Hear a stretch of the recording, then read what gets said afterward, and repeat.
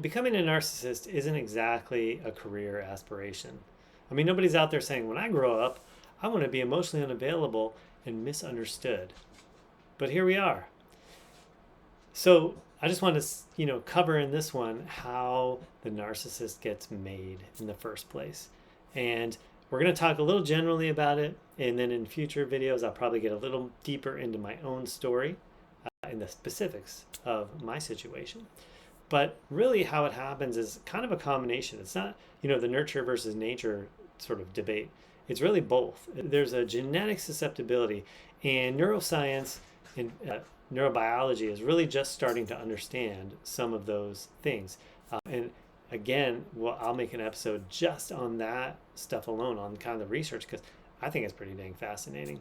But really, it's a combination of that susceptibility genetically, the way your brain is hardwired, combined with the nurture, the upbringing, how it all happens. And sort of at like a base fundamental level, the most common understanding kind of from the psychology world of how a narcissist is made is a combination of certain messaging as a child that basically it's kind of like the duality of messaging. On the one hand, the message is somehow you're unique, you're special, you're different. But then on the other hand, you are a total waste of time, unworthy, no value at all. Now, a lot of that is not directly spoken. Like in my case, nobody was saying to me, "Oh, you're worthless," that type of thing. Though I know some kids get that kind of abuse from their caregivers, but it's really that sort of two sides, two extreme polar opposites in the information, the messaging, the what you're given as an example as a kid that starts this process or this ball rolling. It's a certain type of trauma, if you want to call it that. But that combined with the genetic susceptibility, the wiring of the brain kind of combines together for the perfect recipe to make a narcissist. So like in my story, my family of origin, growing up, my mom is a narcissist. And so a lot of kids of narcissists who are then genetically susceptible become narcissists themselves. They learn it, they operate that way. And so like in my world, you could look at like my mom was like the ruler of the house, the queen, and my dad's job was to make sure that she never got unhappy. And he trained my sister and I really well on how to do that, so we took that up as our job too. But what's funny when I think back on that is, I fell in line. I did that begrudgingly. I didn't love it, being a narcissist myself. But I always thought my life was going to be so different. I mean, I even remember telling my mom that when we get into, butt heads or get into arguments about the way the world is or things like that, I would say to her, even from a young age, like 6, 7 years old, like, well, you might think that, but I'm going to have a completely different life than you did. And you know what? I do have a completely different life than her, but in that fundamental way, it's very similar because I really learned how to be a narcissist from the example she gave and what I learned. And so for me, the way I got those two conflicting messages was like I'm really good at like school type of stuff. Like my brain just works well that way. So I was always seen as like really smart, and I would constantly get those kind of messages home from the teachers like, Brad's really smart, and if he just applied himself more, he could be a straight A student. I wasn't. I didn't apply myself more. I never saw the value in trying to be a straight A student, frankly. But so I would, and that was valued. Like my mom values that, intellectual intelligence. That was always held as a high value in our family. So I got that message, like I'm this great special person because I'm intellectually intelligent and good at school. But then on the other hand, this sort of worthless or absent message I got was not direct. Like I was never told like you're a bad kid, that type of stuff. But it was communicated to me by an absence of emotional closeness and emotional warmth. I mean, I can, probably count on one hand the amount of times I remember being lovingly embraced or kissed by my parents or told I love you. In fact, when I was a kid, I remember other kids would like, be dropped off by their parents at the carpool and be like, "Oh, I love you," or they'd, answer a phone call from their mom or their dad, and they'd end it by "I love you," and I always felt kind of like uncomfortable when I heard that because it's like "I love you," and because it just was never the part of the the story, the dialogue in my family, and it just made me feel uncomfortable because it was so foreign, really, to me.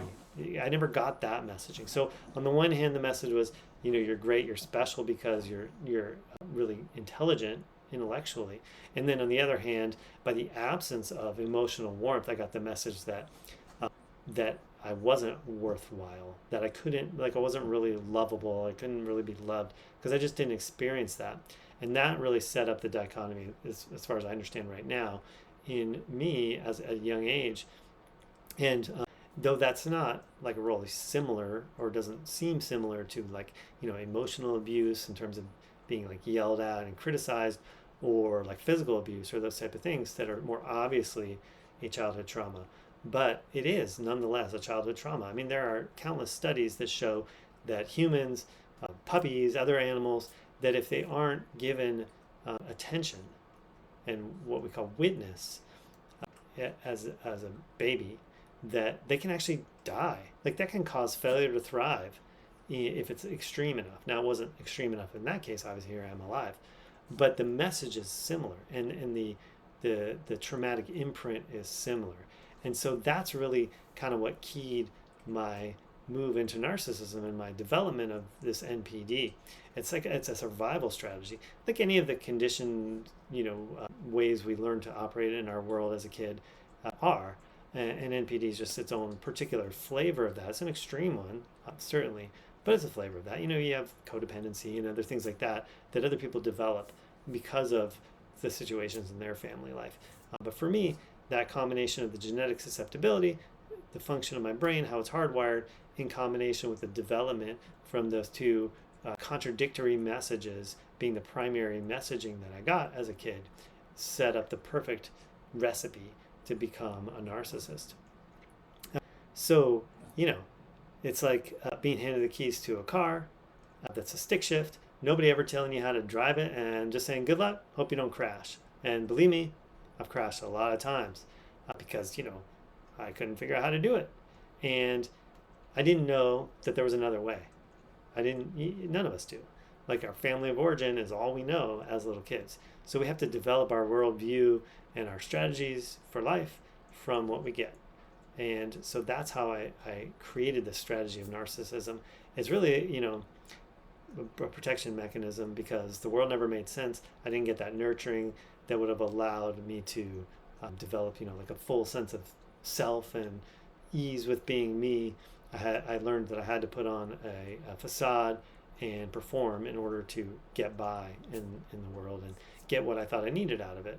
Because it's hard to just be like a loner, right? That's not our nature as humans. We're relational. And so I knew that there were things I needed or wanted from relationships.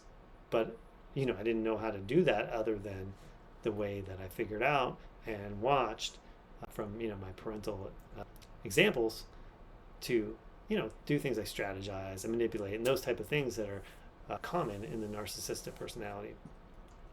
So the takeaway here is the narcissism is obviously not something you choose. It's something that you end up adapting to. And understanding that and where it comes from and how it develops is an important first step in the journey of figuring out how to work with it effectively, how to live a satisfying life, have that sense of personal freedom, not feel like you have to fake it and perform. Because let me tell you, that is freaking exhausting to be performing all the time. So wanted to tell you about that, a little bit about my story, how it developed, and just to get a better understanding. Maybe that strikes a note in you, and in terms of your own story or the story of the people that you love. So got any comments, questions, your thoughts? I'd be happy to hear those in the comments. Please subscribe, like the video if you liked it, and in the future we'll talk about how the different operating system starts running the show in your everyday life, so we can really understand how it all works. All right, you guys take care.